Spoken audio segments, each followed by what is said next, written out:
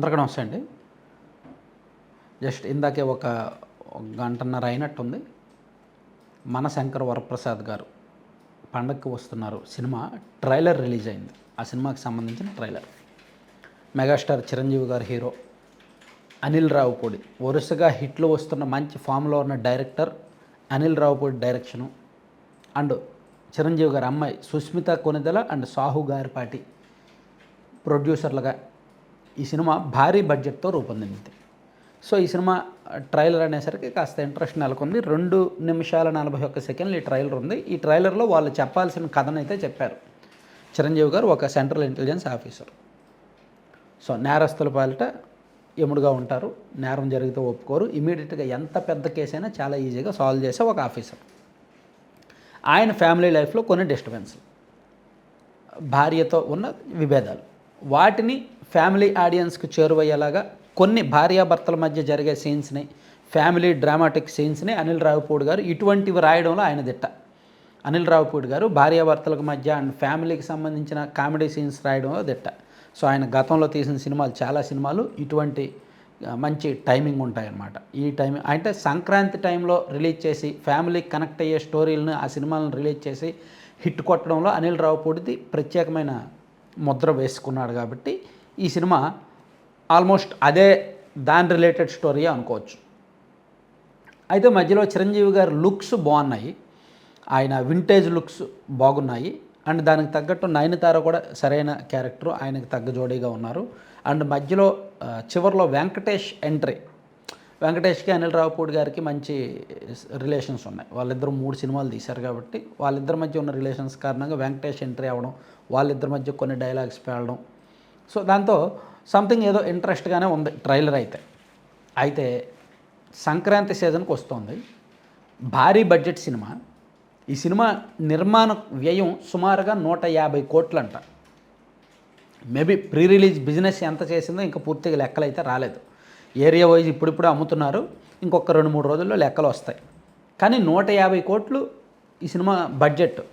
అందులో రెమ్యూనరేషన్ రూపంలోనే సుమారుగా ఒక 105 కోట్లు పోయింది. ఒక 40-45 కోట్ల వరకు ప్రొడక్షన్ కాస్ట్ అయిందంట. ఒక పెద్ద హీరో సినిమా అయినప్పటికీ ఆ మాత్రం రెమ్యూనరేషన్లు ఉంటాయి, ఖర్చు ఉంటుంది. అయితే సంక్రాంతికి వస్తుంది. సంక్రాంతికి ఆల్రెడీ రాజాసాబ్ సినిమా వస్తుంది. దాదాపుగా 450-500 కోట్ల బడ్జెట్ రాజాసాబ్కి. భారీ బడ్జెట్ సినిమా అది. ఆ సినిమా మారుతి డైరెక్షన్ అండ్ ఎవరు పీపుల్స్ మీడియా ఫ్యాక్టరీ విశ్వప్రసాద్ గారు ప్రొడ్యూసర్ అనమాట. ఈ సినిమాకి భారీగా ఫైనాన్స్ తీసుకొచ్చి పెడుతున్నారు. సో అక్కడ చిన్నపాటి ఇష్యూస్ ఉన్నాయి, ఫైనాన్షియల్ డిస్ప్యూట్స్ ఇష్యూస్ ఉన్నప్పటికీ దాన్ని 9వ తేదీని రిలీజ్ చేయడానికి సన్నాహాలు చేస్తున్నారు. ఆ ట్రైలర్ కొంచెం క్రైమ్ థ్రిల్లర్గా ఉంది, హర్రర్ థ్రిల్లర్గా ఉంది. ఒక మిస్టరీ సబ్జెక్ట్ ఏదో. మారుతి అటువంటి సినిమాలు తీయడంలో దిట్టలే. గతంలో ఆయన ప్రేమ కథా చిత్రం అని, తర్వాత ఇంకేవో కొన్ని సినిమాలు తీశాడు. కొంత సక్సెస్ రేట్ బాగానే ఉంది మారుతిది. సో ఫస్ట్ ఈ రోజుల్లో, ఆ తర్వాత బస్ స్టాప్, ఆ తర్వాత బలిబలే మగాడిపోయి, ఆ తర్వాత ప్రేమ కథా చిత్రం, ఇవన్నీ తీస్తూ అంచెలంచెలుగా వస్తూ చివరికి ప్రభాస్తో 500 కోట్ల బడ్జెట్తో సినిమా తీసే స్థాయికి మారుతి వచ్చాడు. సో అతని సక్సెస్ రేట్ బాగానే ఉంటుంది. ఆ సినిమా, ఈ 2 సినిమాలు ప్రధాన పోటీ సంక్రాంతికి. వీటితో పాటు ఈ భర్త మహాశైలకు విజ్ఞప్తి ఒకటి వస్తుంది, అండ్ నారీ నారీ నడుమురారి ఒకటి వస్తుంది, అనగనగా ఒక రాజు, ఇవి ఒకటి వస్తున్నాయి. సో ఇవి కూడా కొంత భర్త మహాశైలకు కూడా ఒక 40-50 కోట్ల బడ్జెట్. అది సుధాకర్ చెరుకూరి ప్రొడ్యూసరు.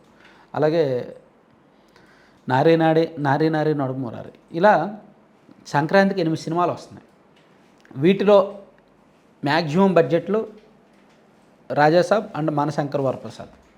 అనిల్ రావుపూడికి సంక్రాంతి కలిసి వచ్చింది. సంక్రాంతి సీజను లాస్ట్ ఇయర్ సంక్రాంతికి వస్తున్నాం సినిమా.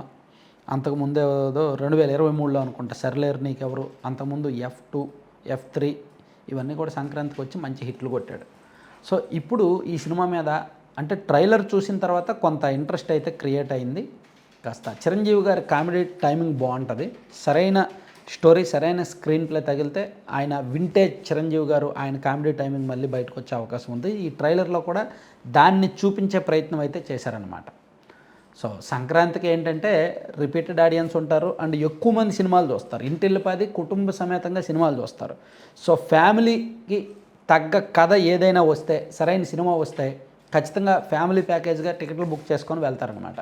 అందుకని ఈ సినిమా కాస్త యావరేజ్ టాక్ వచ్చినా సరే డబ్బులు వచ్చేస్తాయి, ఈజీగా డబ్బులు వచ్చేస్తాయి అనే నమ్మకంతో సంక్రాంతికి రిలీజ్ చేస్తున్నారు. సో చిరంజీవి గారు సంక్రాంతికి కలిసి వచ్చింది. గతంలో అంతకుముందు వాల్తేరు వేరే అది ఇది కొట్టారు కాబట్టి చూడాలి ఎంతవరకు ఆడద్దు ఏంటనేది. Thank you.